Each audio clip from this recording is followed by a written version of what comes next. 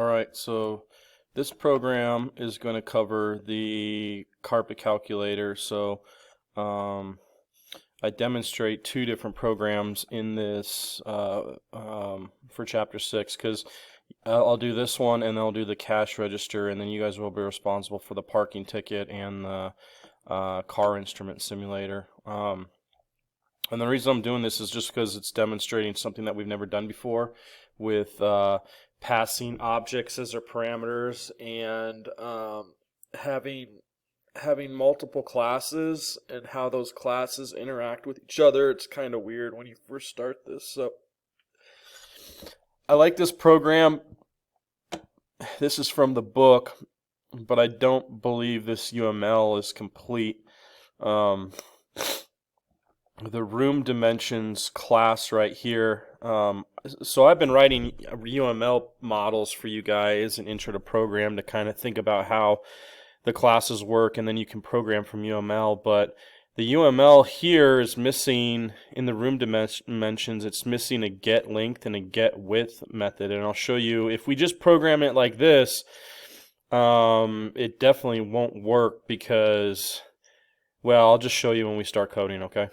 So anyway, it says the Westfield Carpet Company has asked you to write an application that calculates the price of carpeting for rectangular rooms. To calculate the price, you multiply the area of the floor, which is width times length, by the price per square foot. For example, the area of floor that is 12 feet long and 10 feet wide is 120 square feet. To cover that floor with carpet, it costs $8 per square foot. It would cost $960. Okay, so this isn't a hard program per se, and I mean, essentially you could write it procedurally just in main, really easy. So it's good to have these kind of easy concepts when you're first starting to see how the different classes can interact. So it says first you should create a class named room dimension that has two fields, one for the length of the room and one for the width. The room dimension class should have a method that returns the area of the room. The area of the room is the room's length multiplied by the room's width. And again, this is incomplete because we need to also have methods for a get length and get width in order for this to work, because it has to interact with room carpet. So it says next you create a room carpet class that has a room dimension object as a field. It should also have a field for the cost of the carpet per square foot. The room carpet class should have a method that returns the total cost of the carpet. So a UML diagram below, excuse me,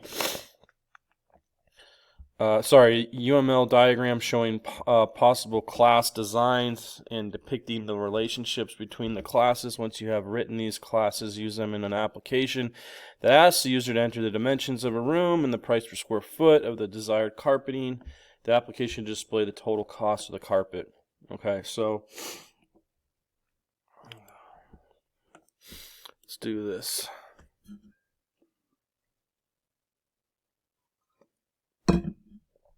So, and I am going to close all of these. Now this is probably going to take a bit of time here. This video is probably going to go over a half hour. So,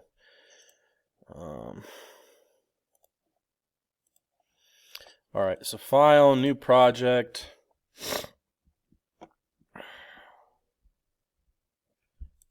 I'm going to call it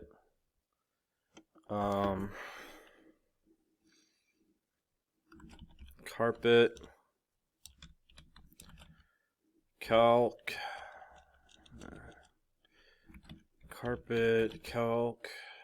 calculator demo.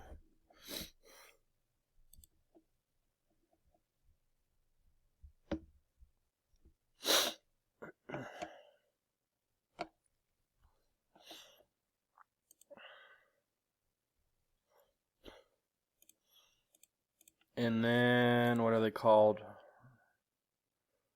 Room dimensions and room carpet.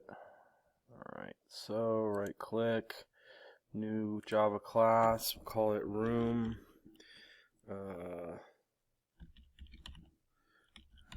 dimensions. Just make sure. Let's call it room dimension. And new. And call it room carpet. Alright, so we've got our main right here. Again, I'm going to clean some of this stuff up.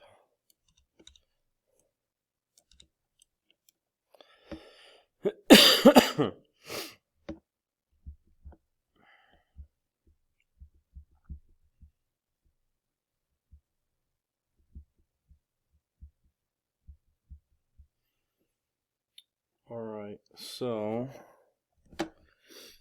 first thing we got here is we've got a final double carpet price, and that is $8 a square foot.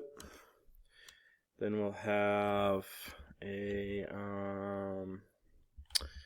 we need to do an import java.util.scanner.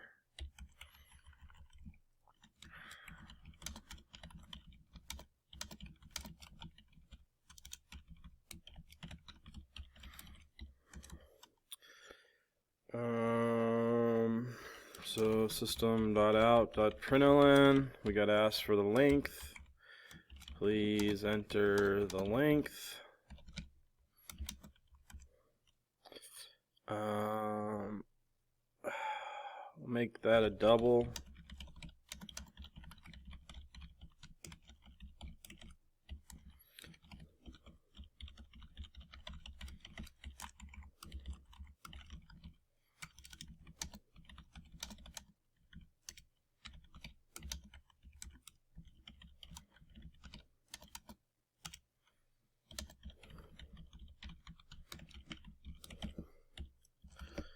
Okay, so that's the length and width. Now we can do room dimension, my room dimension equals new room dimension, and we pass the length and the width to it. So length and width, and this is going to have a 2-string, so we'll be able to print this out and see how it looks. Okay. So the error there, that's not really an error. Let's start writing this.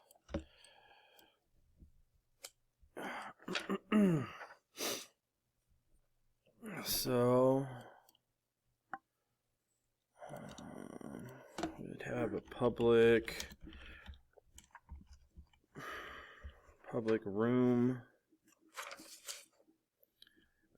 dimension, and we pass in the double length and the double width, and we'll say my length equals length and my width equals width.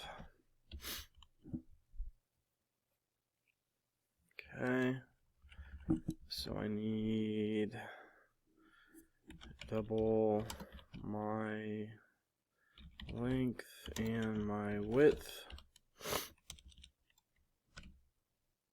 Okay,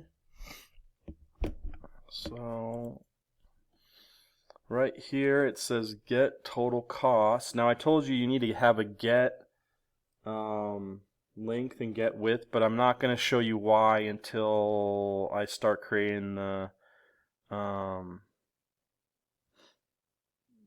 sorry, right here it needs a double, or it needs a get length and width, but I'm not going to do that until I create the room carpet, so you can see why.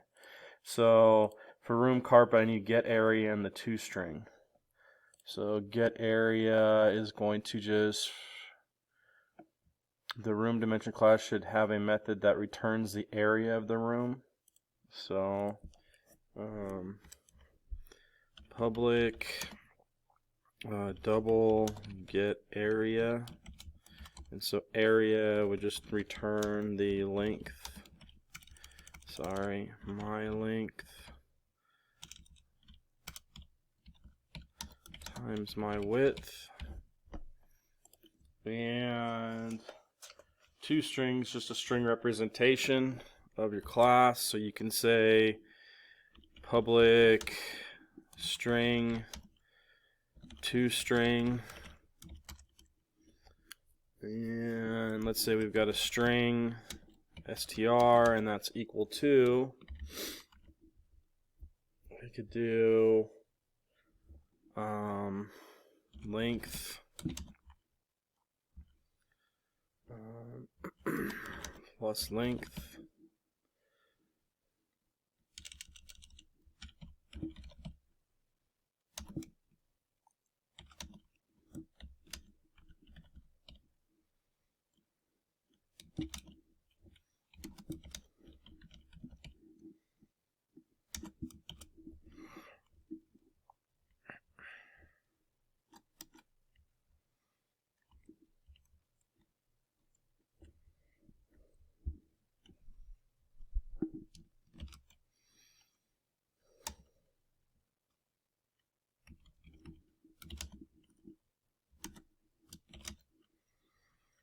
say what this dot get area. So this keyword I don't use a lot, but again, we're in this class, so you can say this dot get area, or I think you could just leave it blank if you want, but just demonstrating how this works is not a bad strategy. Okay, so let's see here.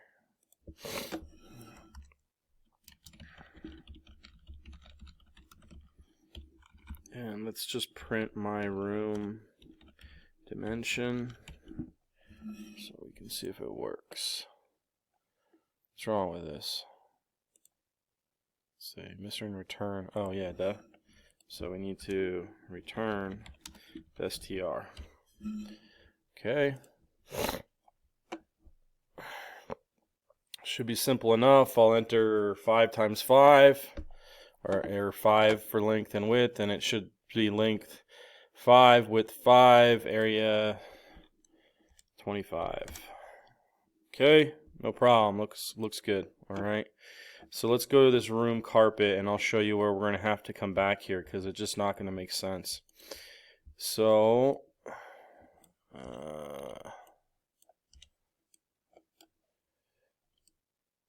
and as a matter of fact, I'm going to come here and I'm going to do this. So I'm going to say room carpet, my room carpet equals new room carpet. Alright, let's see what's in that. So according to the UML, we've got room carpet, which takes a room dimension object and the cost. So right here, that's no problem. So the room dimension object is my room dimension, and the carpet underscore price. I believe that's how that should look. Okay, so my room dimension is my object, it's here, and then the carpet price is what I made a final as up there. Okay.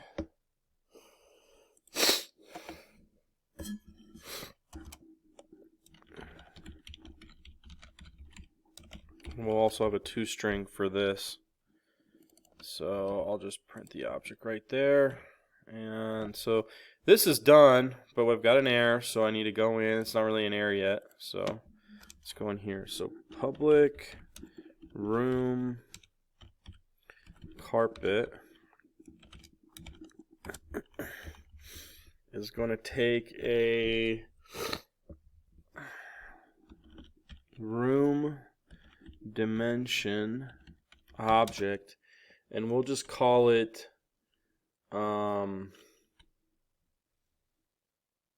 I don't know, we'll just call it my dimension.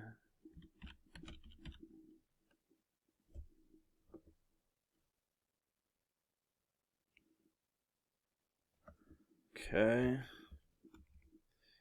And we'll have the double, and I'm just going to call it cost. Okay, I'm not going to get fancy with the naming conventions on that one.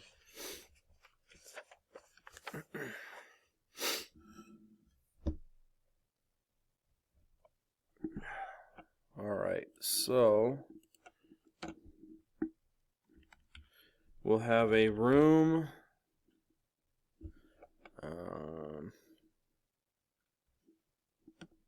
Actually, I'm going to call it dimension right here, sorry. I'm going to say we have a room dimension object, and we're going to call it my dimension. And we'll also have a double my cost. Okay, so my cost is equal to cost. Now this is where it gets a bit funky, alright? So my dimension equals room dimension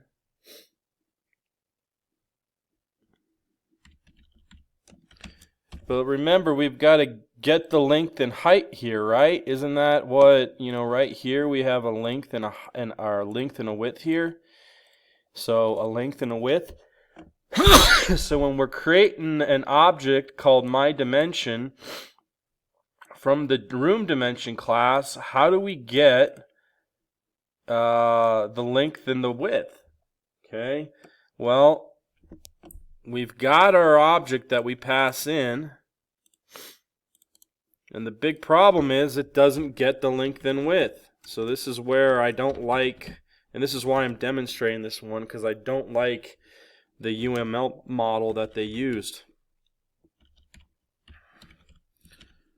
So I need to go back and create these because they're calling them and they're not getting it. Okay, so I'm going to go back in here and I'm going to say public double get length, return my length, and public double get width, return my width.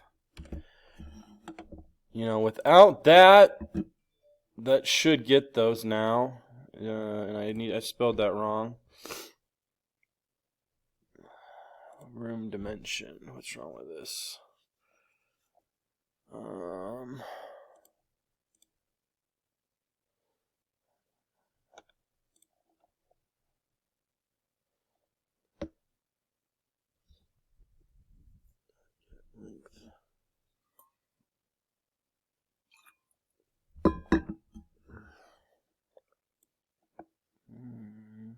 Oh yeah, I need a new in front of it.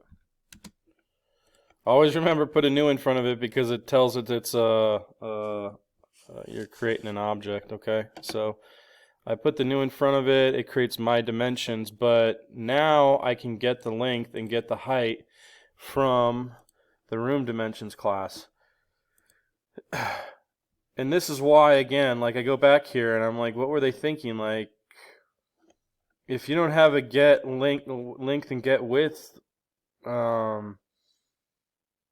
method, I don't know how it interacts with room carpet, because room carpet accepts the room dimension, and room dimension has a, it passes in a length and a width in here, so you have to be able to pass in a length and a width. Okay, so that's where we get the length and width and pass it in and create my dimension right there. So again, I think that's just a mistake that the book made, and they probably revised it in later editions. Okay, so now we got to get the cost and do the toString. So the cost is just going to be, we're going to get it, so public the double get cost, and that would return the my cost, and it would multiply it by my dimension dot, and then what did I call it? Get area. So cost times, we got to get the area. Alright, and then we can do another toString. So since we're working with money, I'll do another decimal formatter. So import java.text.decimal format. So public string toString, and we'll return a string again. I won't forget that this time. And we'll say decimal format dollar equals new decimal format. It'll be in the form of pound, comma, pound, pound, 0.0. It needs to be in quotes, I forgot that. Then we'll have a string str equal to, we'll say room dimensions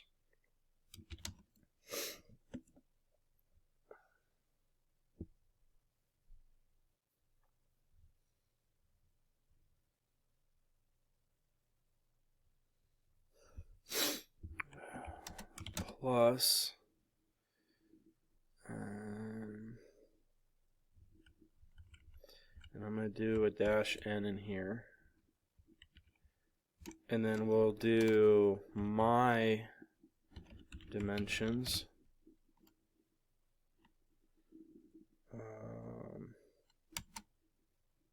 plus, that'll get us to a new line. Okay, now it's like my dimension. So this is cool, right? It's going to display my dimension, but when it does that, it's actually going to call this toString and throw all this stuff in here. Anyway, I kind of find that cool, how the toStrings work. And anyway, next up we've got plus carpet cost, and then a $, and then a plus $.format, and we'll get the cost here. Alright, let's see if this works. So if we do 5 and 5 again, we got 25. Then we got our room dimensions that it pops back up, and then 25 times 5. No, 25 times, was it 8? 25 times 8 is 200, so this works. Anyway, you guys should be good to go now on your parking ticket simulator. You've got the different classes. You got a parked car, a parking meter, a parking ticket, a police officer. These are all the different classes. And then you'll have a car instrument, which will have a fuel gauge and an odometer, and how do those work together. So only 2 programs for this chapter, so this program's done.